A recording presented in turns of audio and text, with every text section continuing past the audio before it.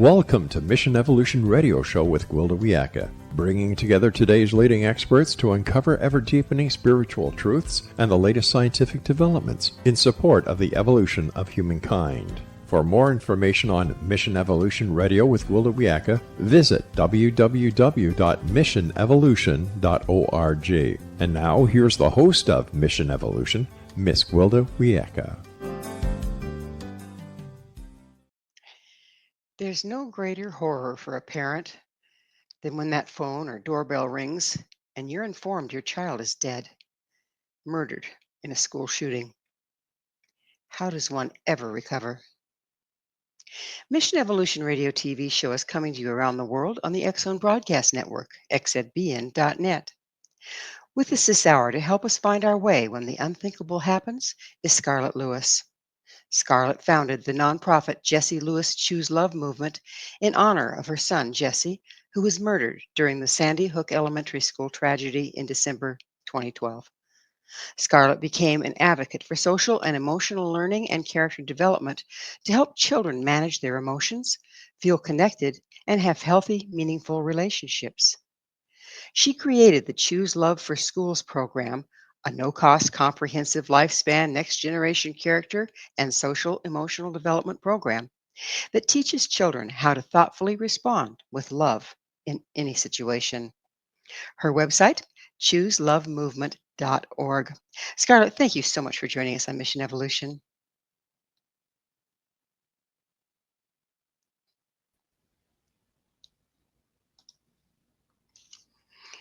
So, Scarlett, you've survived every parent's worst nightmare, that of losing a child.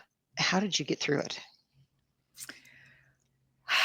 Well, you're right. It is the worst moment of your life when you're informed that your child is dead or has been murdered. And I have an older son, and my first thought really was for him, and the fact that I was modeling in the moment how to thoughtfully respond, and that he was learning from me in every reaction, every word, every interaction that I had. And I wanted to thoughtfully respond from my highest and best self for him, obviously, as well as for me. I had a lot of time to introspect. I had a very strong faith initially, which helped tremendously. But I have to tell you, I learned so much in the aftermath and just decided that I was not going to be defined by the loss, that I was going to lead my son out and beyond, through actually, and beyond, and choose love. And actually, Jesse, my son that was murdered, helped guide us through this. He had written a message on our kitchen chalkboard that I found afterwards, 3 words: nurturing, healing, love. Now, remember, he was 6 years old. So I do believe that those words were divinely guided, but I realized when I saw that was the solution, and that was going to be our thoughtful response. And we have made that conscious choice to do that since then. Well, I have to commend you because not very many people could ground themselves enough and be conscious enough to be aware of anything outside of their pain in a moment like that. The fact that you knew and recognized that you were modeling for your elder son, it's just kind of phenomenal to me that you were able to do that. It's been, what, 13 years now since that time, and you're still very actively involved in the Choose Love movement, aren't you? Absolutely. And, I have to tell you, this is a huge part of my own personal healing. And I just realized maybe a few years ago that this is my formula for my personal healing and how I modeled this for my son. And I literally just translated that into something for schools, homes, communities. Now it's gone beyond that, and it's used for at-risk youth and in prisons, but it literally is a very powerful formula that can help you take your personal power back in any situation, circumstance, or interaction, and be able to thoughtfully respond with love. That is love as opposed to fear.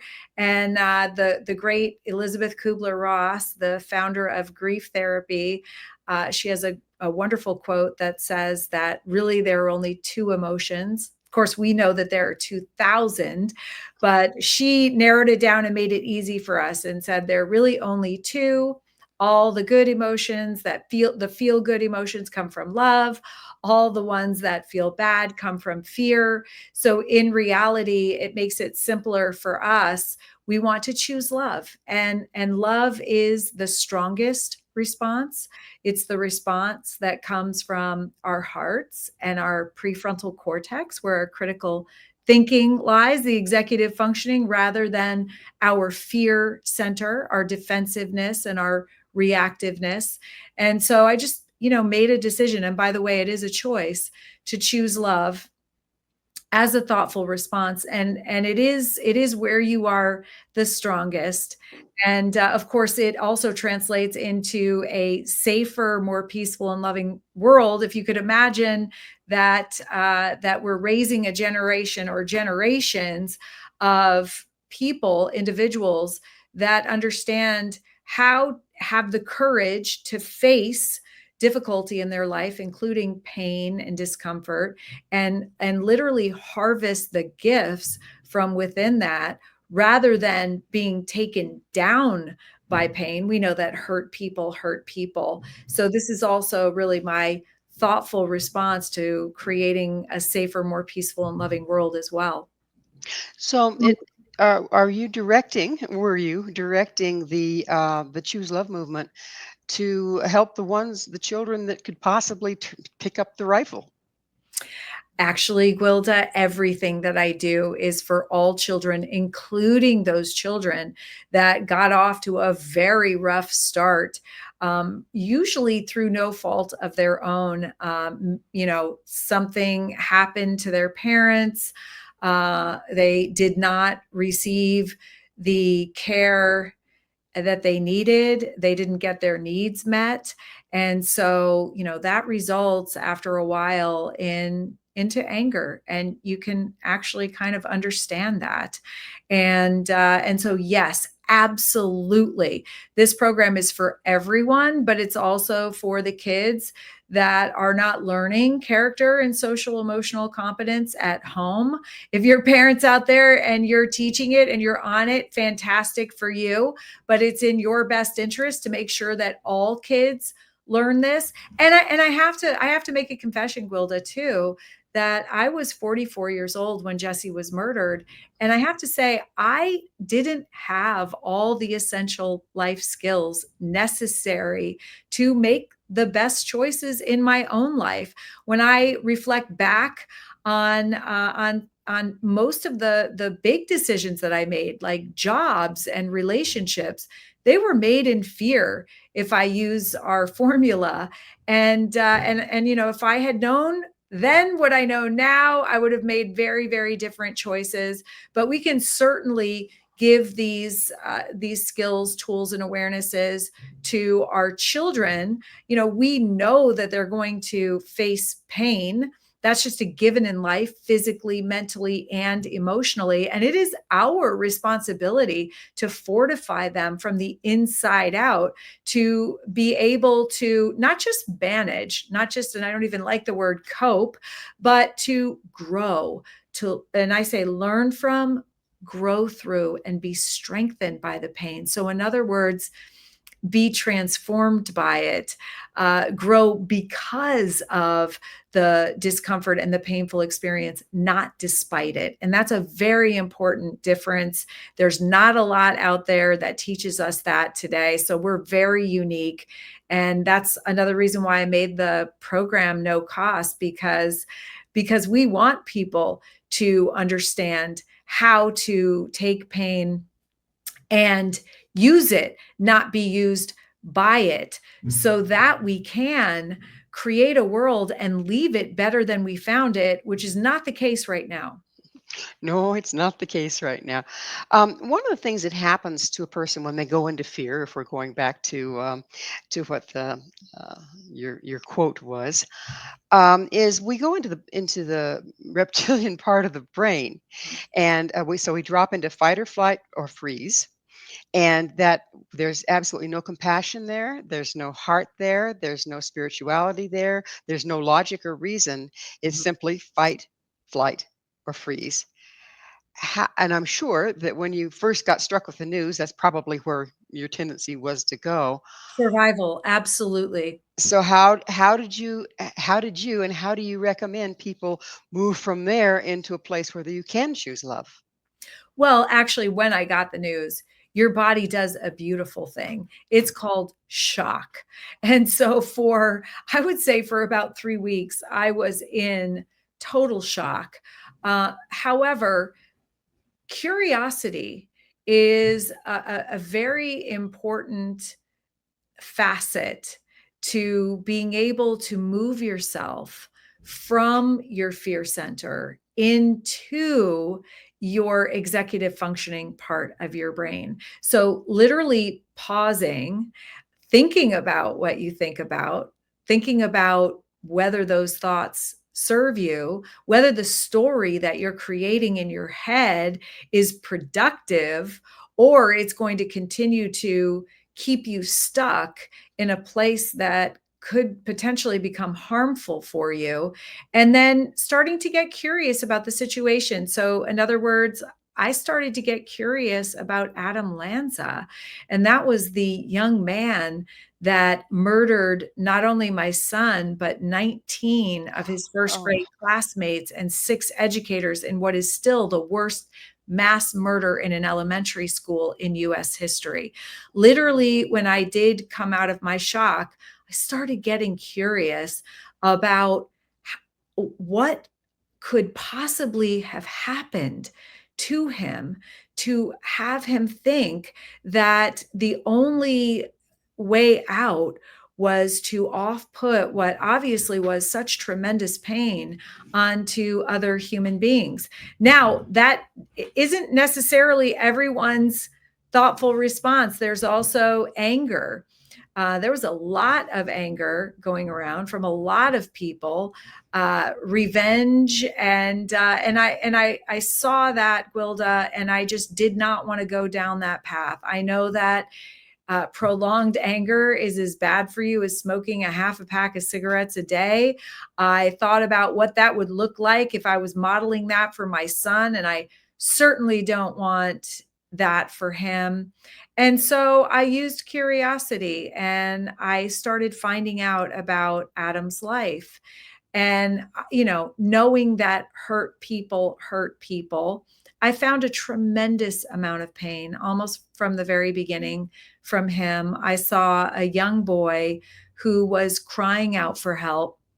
By the way, uh, at Sandy Hook Elementary School, he went to that school. So, and he went to first grade in those same classrooms. well, And, we're going we're going to have to leave this as a cliffhanger. I hate to do that, but it's time for a station break.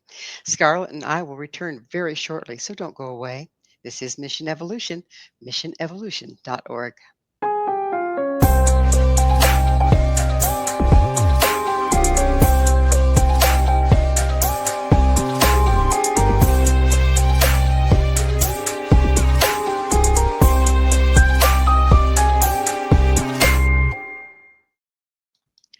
How can we choose what we feel?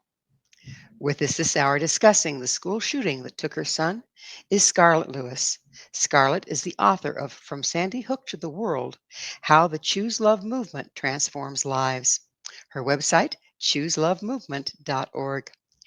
Sandy, we were talking about, excuse me, Scarlett, we were talking about the first little while right after you discovered that your son had been murdered and how you moved into becoming curious about whatever possessed the young man that killed all those people. How how did that transition happen for you? How did you move out of your pain enough to even want to look there? That's a really great question. Well, I am a Christian, and we know and hear a lot about forgiveness. And so I chose forgiveness, even though that wasn't completely popular in our community. But I knew that if I forgave, that I would not go down the same path of anger and destruction that had murdered my son. And so I did that early on, and that helped really allowed me to let go of the pain, moved me literally from my fear center, which is where anger, hatred, and resentment reside, as you had mentioned, up to the prefrontal cortex. And I love the neuroscience behind all of this. We teach a lot of that neuroscience, to where I could get curious about what his point of pain was. I could understand, and then that led me towards compassion. And that compassion made me realize this was 100% preventable. And so we can prevent this going forward if we give kids the skills and tools that they need to manage their own pain. I know that you've probably put a lot of research into this over the last 13 years, but why all of a sudden this epidemic of school shootings? Why schools? And that's a great question. I don't think that anybody has answered that. We've had school shootings for a long, long time. It has become an epidemic since Columbine. If you look at the K through 12 school shooting database, yes, unfortunately, there is actually such a thing. I'm just letting that sink in for a moment. It looks like currently it's climbing Mount Everest, meaning it is literally on this kind of trajectory, which is very frightening.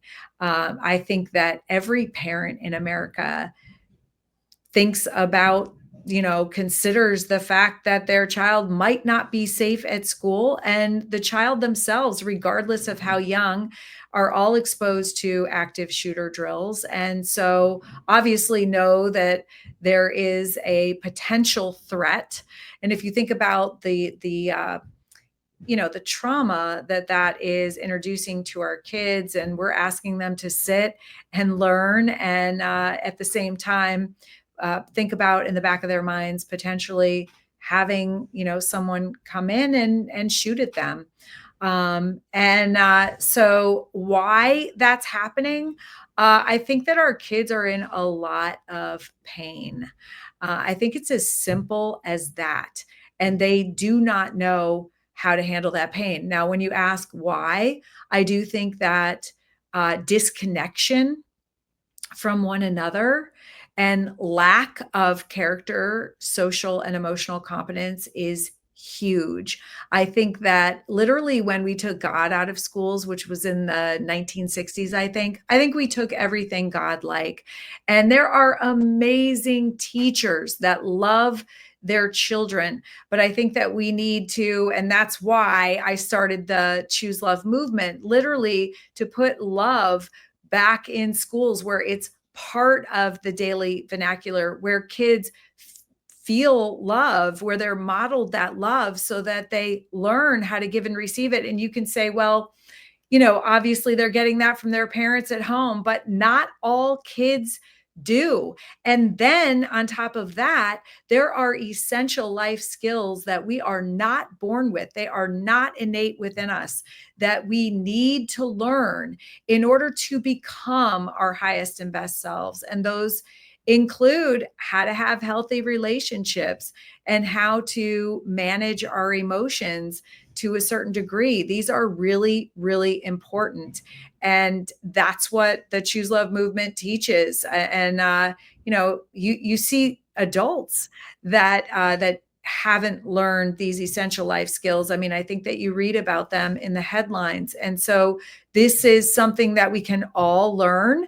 However, it's easier to teach kids. Kids are more open to it and than adults might be.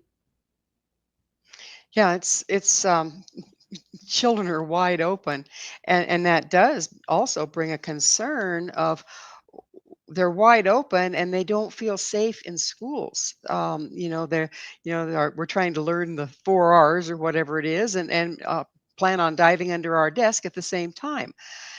What do you see is the impact of that having to be ready for something like that?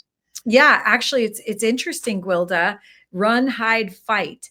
That is what we're teaching our kids in schools, including young ones.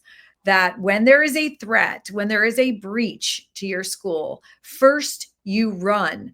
And by the way, this is different than what they taught Jesse. Jesse had just had an active shooter drill at Sandy Hook Elementary School 3 weeks before the tragedy. And I remember him asking me after dinner one night, Mom, what would I do if a shooter came into our school? By the way, he's in first grade. And I can't believe it now. Hindsight is 2020. Obviously, I didn't drop to my knees, give him a hug, ask him why he was asking that. I literally said over my shoulder, I would run zigzag, and he just kind of went, okay. But what they taught then was to have the kids line up under their coats, literally at Sandy Hook. And as my school safety friends now say, that's lining up, just for the slaughter. Yeah, shooting gallery sounds like to me. Absolutely, Yeah. absolutely. So, and that's the problem with focusing on the attack end of the pathway to violence. We learn by mistake, and we're always a step behind. So Sandy Hook shifted a lot of what we knew about school safety. And so we started doing this run, hide, fight. No, teach the kids to run for their lives. If you can't run, then hide. And if you can't hide, then fight. And this is our solution to having our schools breached by the way, mostly angry former students, which is, we have to start pausing and thinking about what we're doing wrong. And really, what I really wanted after Sandy Hook was for people to take responsibility for the mistakes that they made. And I haven't seen that happen in any situation yet. Schools are immune from lawsuits. I really think that we need to start taking responsibility. And honestly, that's what I did. I thought, all right, I don't see anybody else doing it. So hopefully I'll start a trend by saying, and it's true, by the way, nobody cares about your child's safety more than you do. Obviously, the teachers do, and the educators are our modern day superheroes, and they're actually going to school and in some ways risking their life for your child. But as parents, I think that we think that there's going to be a law that's passed or somebody's going to do something, but I think that we know now what we're doing isn't working. You look at Robb Elementary School in Uvalde, Texas, which was a carbon copy of Sandy Hook Elementary School 10 years later. So taking the reactive approach doesn't work. And what Choose Love Movement does is a proactive, preventative approach. It's actually not really the way that our brains think. If you really ponder how we have addressed our societal issues, the main ones like drugs, we waged a war on drugs and now they're worse than ever. We have more deaths by overdose than ever before in the history of mankind. The way that we deal with mental illness is that we wait for symptoms and then we address it with, we address the symptoms with a pill. That certainly doesn't get to the underlying cause. Bullying is, this anti-bullying going against the problem. And we know now what we resist persists. And I've been advocating for going to the root cause, addressing the grievance, and literally helping children, by the way, and big people, adults, big kids, how to learn, grow, and be strengthened by that grievance rather than being taken down by it. And I love the fact that you brought up that our language alone is, we're going to fight for this. We're going to combat that. Well, isn't that the problem? Is that violence, and that seems to be shown as a solution in the games that the kids are exposed to and the television programs that they're exposed to. Is violence is the answer. I How mean, much do Gwilda, it's incredible. It's incredible. The movie stars that say they're against guns, but it's hard to find a movie that doesn't have guns and murder in it, even for kids. That was part of the lawsuit that I was a part of for Remington. It had nothing to do with gun ownership. It had everything to do with responsible marketing to children of guns. And, I mean, immediately the anti and the pro took that and ran with it, but it had nothing to do with that. It had everything to do with responsible marketing. And we're really going to have to start, if people aren't going to be responsible themselves when it comes to our children, we're going to have to hold them accountable. because again, the messaging out there from the games that they play that they love so much to the media that they're exposed to not only says violence is an answer, but deitizes the good guy with the gun. And if a child is feels that they have a major grievance, they don't view themselves as the bad guy with the gun. They view themselves as the good guy with the gun and act accordingly. How can we turn that around? Well, I mean, first of all, our society kind of gives us the message that anger and hatred is stronger than love. But in reality, that is not the case. Love is the strongest unifying element in the universe. And when someone is able to thoughtfully respond with love, think about a conflict or a bullying situation. If your life isn't in danger and you need to get out of that situation, those that thoughtfully respond with love take control back of the situation. If you're in an interaction and someone triggers you and you become angry, you've just given all of your personal power over to that person. So being able to pause, to understand that our fear center is 4 times faster in our brain than our brake on our instinctual reactions, to pause, to take a brave breath, to get curious about what the other person's point of pain is, and then to be able to make a heroic choice, because our brains are wired to defend us. So if someone says that they don't like the color of my eyes or something, I might get triggered and metaphorically put up my dukes in my brain. This just happens. We can't control it. It's our way of staying safe. Our brain's number one job is to keep us Keep safe. us safe. Well, unfortunately, we're going to have to take, or fortunately, we have to take another station break. Scarlett and I will be right back to continue our discussion. So stay right there. This is Mission Evolution, www.missionevolution.org.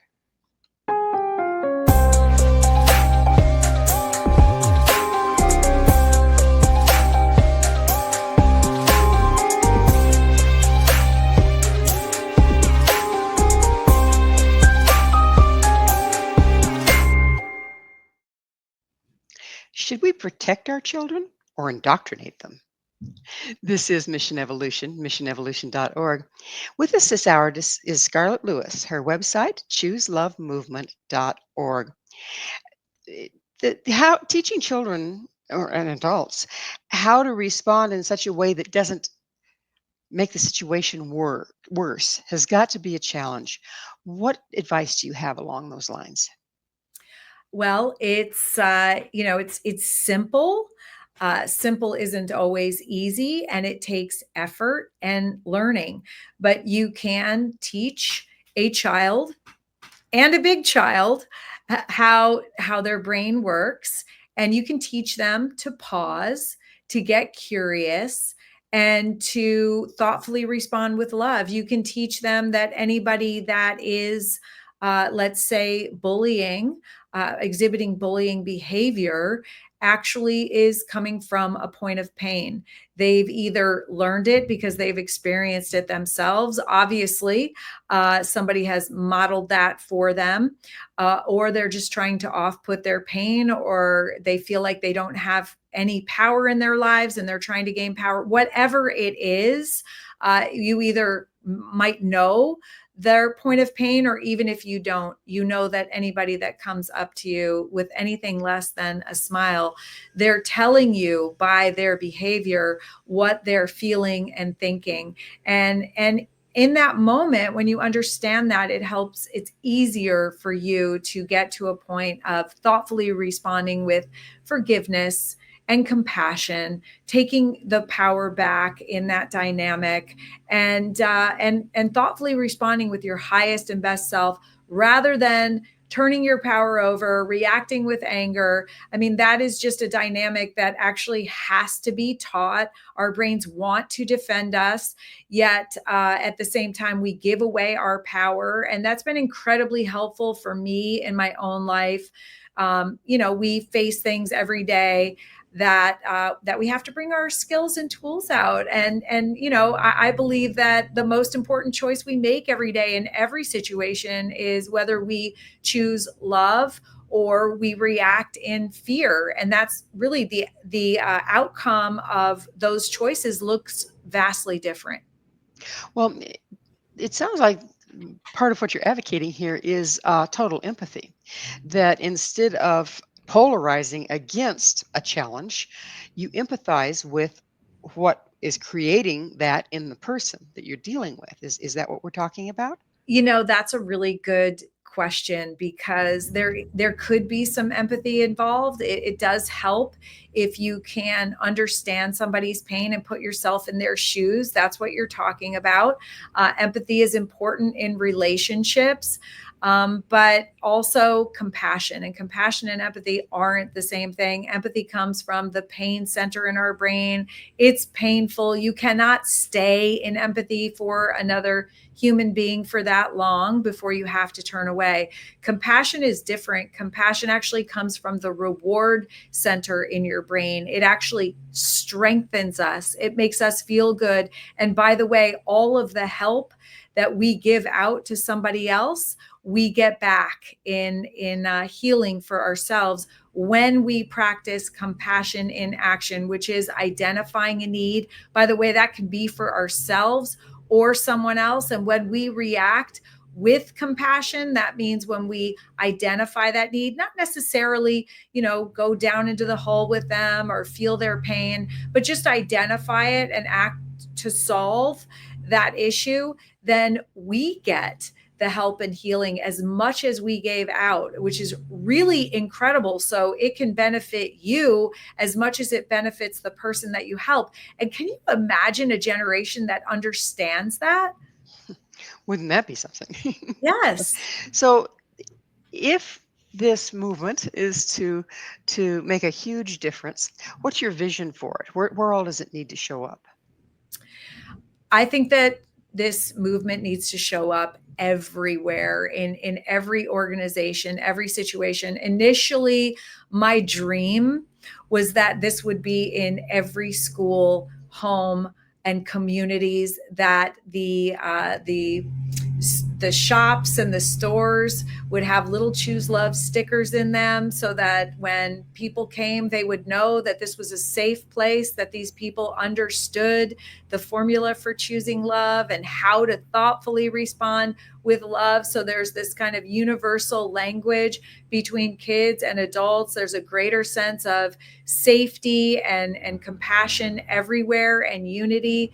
That is, I will say, my dream, because it can really benefit everyone. I mean, I've spoken to corporations. I have spoken to governmental leaders. I have spoken to pre-K, and it's really the same message. It's a simple message. Simple isn't always easy, and it actually takes a commitment on the part of the person to actually do the work, and actually, take a breath when something happens and they feel that trigger, and to get curious. But here's the beautiful thing: if you actually do that through neuroplasticity, and that is our brain's incredible ability to change, we know that every single time you choose love over fear. That literally, just that act in any situation is pruning from the fear channels and adding to your love channels. Is just a little bit easier the next time. You can literally rewire your brain towards love. And what does that mean? It means a life less frustrated, less resentful, with less anger. And what a beautiful way to live. What a beautiful thing to model. You're literally adding towards creating the world that you want to live in, one that is safe and kind. So if you're when you first start, I'll bet you have to be very, very purposeful about it because we've, like you said, we've wired our brains to a knee-jerk reaction based on our damage.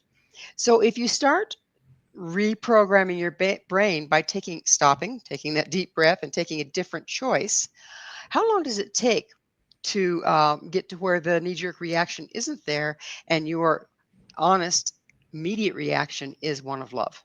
You know what? It doesn't take long, because when you do it, it feels so good. And you realize that you are in your authentic power. You have not given it away. I mean, how many times do you do the same thing over and over? Wishing that you wouldn't, maybe coming home to a dirty house and blowing up, or blowing up at somebody at work, or, talking behind somebody's back, or complaining to somebody. That's our brain's focus. Our brain will focus on that. And when you just are aware, when you think about what you think about, really, really important to be aware like that. And then you change that by maybe thinking of something that you're grateful for. That's the easiest way. Changing those negative thoughts. You can't focus on two thoughts at once. So if you find yourself going down a negative path, think of something that you're grateful for. You get an instant 10% boost in mood, and then you're in a stronger place to be able to continue and to thoughtfully respond with love. And it just feels so good. Now, they say that habits take about 20 days. But, this is a constant practice, and I'll tell you why. Because every day we're faced with different situations. And I just got a personalized license plate in the mail, and I wanted it to say choose love. You get, 3 tries to get choose love with various letters and stuff. And my license plate came back chose love. And it was kind of like, wah, wah, what, I'm like the choose love lady. So what am I going to do with that? But then I realized, you know what? That's amazing, because just because I chose love yesterday, today, as we know, life is going to throw us a new challenge, a new conflict with somebody. And we're going to have to take out those skills and tools, and we're going to have to figure out how to use it in this situation. But you know what? That's what life is. Life is learning and growing and, moving towards the best version of ourselves. There really is no destination in this. When you've reached your destination, that's it. So every day, when I lay my head down on the pillow and I've learned something and I've handled a situation by thoughtfully responding with love, it's a good day. Well, we're kind of pushing the river with this thought, in that that's not what the general mass is doing. And so the belief systems and the reactions of the masses is pretty hard to push against sometimes. Um, but it doesn't take 50% of the population doing it, does it? No, it does not. No, it does not. And that point is, it's not that much of a percentage of people actually doing that turns the tide. And so, you do make a difference. There is a ripple effect. I don't know. I have somebody that started a quantum physics movement that's on my board. And so I've been speaking at quantum physics conferences, and quantum physics is the study of the smallest molecule and smallest elements of matter. And we talk a lot about the ripple effect in quantum physics, because anything that you think, that you feel, that you do actually ripples out, and it does impact other people. So I think that we don't realize how incredibly powerful we are. If somebody listening thinks that this makes sense and wants to take this into their life, I encourage you to, because the more people that do this, the more the tide will turn. We're ripples right now, but when we come together as ripples, we form a wave.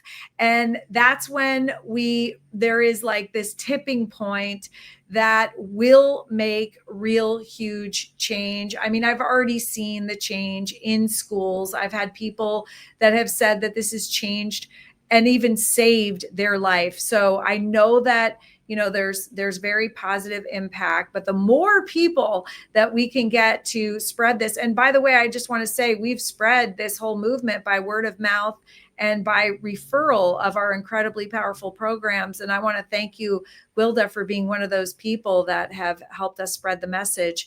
But, help us spread the message too, like and share on social media, and tell people that you think can benefit from this. If you have somebody that's struggling in your family that you think needs support, obviously, professional support is the best. But when you look at the statistics, the average onset age in our country is for anxiety is 6 years old. And we know that over 70% of those kids are not going to get professional help. And, as try as we might to get school counselors into schools, the average ratio between kids and school counselors is about 600 to 1. And in some schools, it's 5,000 to 1. So you see that it's just impossible for some kids to get help. So the alternative literally is teaching them how to have the courage to face that pain, how to consciously use gratitude to develop an optimistic mindset. We know that there's more success in that than a fixed mindset. How to forgive so that their pain doesn't layer, so that it becomes unbearable, and how to practice compassion in action. When you have the courage to step outside of whatever you're feeling, even if it's pain, to help somebody else, you help and heal yourself. And in the process, that loneliness, that isolation completely dissolves. So this is really important stuff for, a lot of kids and also a lot of big kids. And we just need to spread the word. Well, it's that magic moment. It's time for us to take another station break. Please stay with us as Scarlett and I continue to explore the complex issues of our troubled youth. This is Mission Evolution, www.missionevolution.org.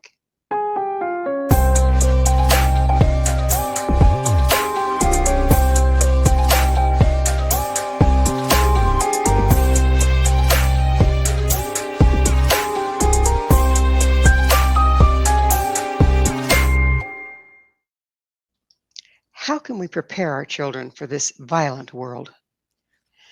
This is Mission Evolution, missionevolution.org. We're continuing our discussion with Scarlett Lewis. Her website, chooselovemovement.org. There's probably a fairly delicate balance between protecting our children, hiding them from the world, leaving them ill-prepared to deal with it, and teaching them to run, hide, fight. Where's the middle ground? What do you suggest? How do we find that perfect place where between overprotecting our children to the point that they don't develop their skills, or over preparing our children to where they become paranoid? That's a fantastic question. Thank you, Gwilda. And I think first we need to deal with the fear inside ourselves. There's a lot of fear and anxiety about sending our kids to school and all the things that are happening around the world, and on there's a dark element on the internet. I mean, there's just so much complexity now to raising children, and I really think that first we have to deal with the fear within ourselves. And once we move from fear to, and I'm not saying you're not loving your kids, of course you're loving your kids, but overprotecting them does absolutely come from fear. And we know that that is not conducive to thriving and flourishing that, of course, we want for our children. So it is dealing with the fear within ourselves. And that means action, doing everything in our power to ensure their safety. That means, and I encourage parents, and I wish that I knew this and had somebody to tell me this, that they contact their schools and they make sure that the grievance end of the pathway to violence is being covered. So in other words, you have some familiarity about the hardening of the school, that process, the active shooter drills. But equally as important, and you make sure that the school understands this as well, is addressing that grievance end of the pathway to violence. And that is making sure that there is a comprehensive, year-long character, social, emotional development program. When you call, they should be able to, that name should be able to roll off their tongue what it is, how often they teach it, how they embrace it. There should be a parental component as well, so that you can look at it. You know what your your child is being taught, that you can learn from it as well and keep it going at school. There should be a community component. Really, really important, because that is the number one most overlooked aspect of school safety. That is this proactive, preventative piece. Really, really important. So how much, the whole design of our schools has kind of slipped to where the whole goal is passing the tests so that the school continues to get funding. And that kind of has sidetracked even the educational aspect, much less the aspect where we're dealing with such complex issues that lead to violence in schools. How would we turn that around to where the resources are being used for what really matters, keeping our kids alive? Yeah, well, the issue with the academics, which by the way have also tanked over the last few years, is also this social emotional competence. Because there's research that shows when kids have these types of programs that are taught in the classroom, that their grades and test scores get better. They have better attendance, higher graduation rates, less stress and anxiety, less emotional distress. It is a statistically effective way to reduce and prevent bullying. And then they even have research that goes out to later in life. So decades later, these same kids now have less substance abuse, less mental illness of all kinds, less incarceration rates, and even less divorce rates. And I kind of joke and say, see, I could have benefited from having this in the class too. But I think that this is kind of an overall type solution that is so important, and it falls right into the academic standards as well. So the reduction in all these things that you were talking about, is that in association with the program that you suggest? Absolutely. Yes. So Yeah. there's been studies on following through and seeing what effect that the program has had on people as they grow. That is social and emotional learning as a whole, and there are Okay. 5 core components associated with social and emotional learning. That's um, critical thinking, it is healthy relationships, it is emotional management, it is self-awareness, and it is social awareness. And so when those 5 things are taught, you can expect to have those outcomes, and those 5 things are a part of the Choose Love movement. We do so much more. So the parents, children are hardwired to watch their parents. I mean, even from little animals, you watch the baby animals, they watch their parents, and if their parents see something as dangerous, whether it is or not, they respond as if it's dangerous. And furthermore, they remember that it's dangerous, whether it is or it isn't. Mhm. Let's face it, we've all had a hard go of it, okay? For generations now, we've kind of gotten uh, beaten up a little bit over time, and there's evidence that this is then passed down genetically as well as behaviorally. How do we start to turn that around so that we aren't bringing our children up with the messages of our history and are giving them an option to have a different life? That's a beautiful question. And by the way, trauma has been shown to be passed down for 7 generations. So it's really important to make the decision right now that you are not going to continue that trend. And the only way that I know to not continue to pass down trauma is to learn these essential life skills, learn how to have healthy connections, learn how to reframe a painful past into something that enables you to harvest the gifts from it and let go of the pain. Check out the stories that you're telling yourself about what's happened or what's happening in your life and make sure that they're productive for you and your kids. Remember that as a human being, your personal power is in your ability to choose from moment to moment how you thoughtfully respond. We can do this because we have a brain that's conducive for that. So remember in every situation that you can choose a loving response. And remember also that you're modeling for your kids in everything that you do. Don't think that, they don't see what you're doing. Don't think that they're not learning when you and your husband are fighting in front of them. And they are, and they're being damaged by it. And it's amazing when you understand that it's simply a choice and you start practicing a different way. It's possible. It is possible to live in peace. It is possible to choose love, and it takes practice. Yes, it's not easy, but it is possible.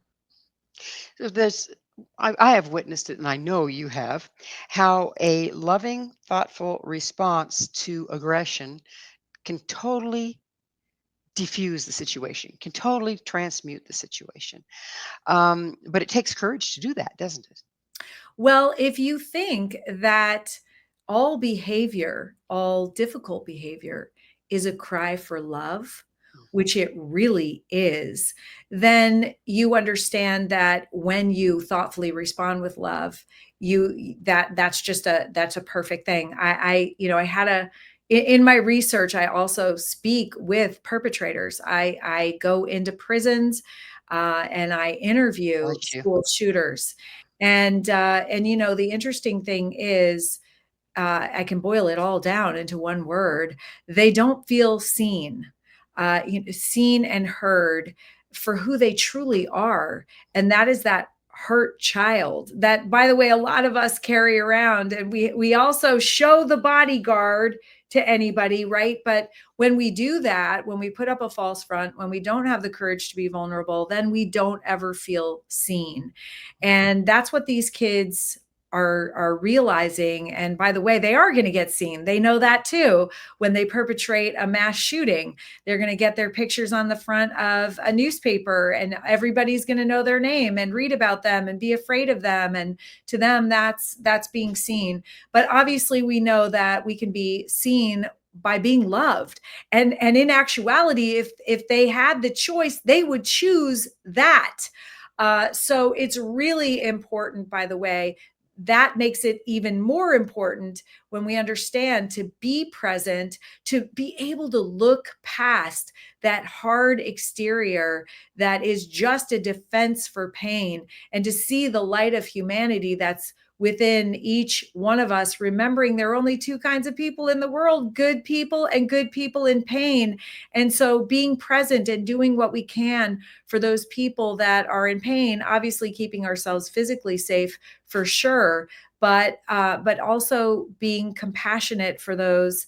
And if there was more of that in the world, we would see a lot less misbehavior. For sure. You mentioned something to start out with, and we're getting close to closing time. I'd kind of like to close with it. Is what role did your faith play in your choice for love? And does it have to be any particular faith, or is it just faith in general? Well, my faith played a huge part because I knew where Jesse was.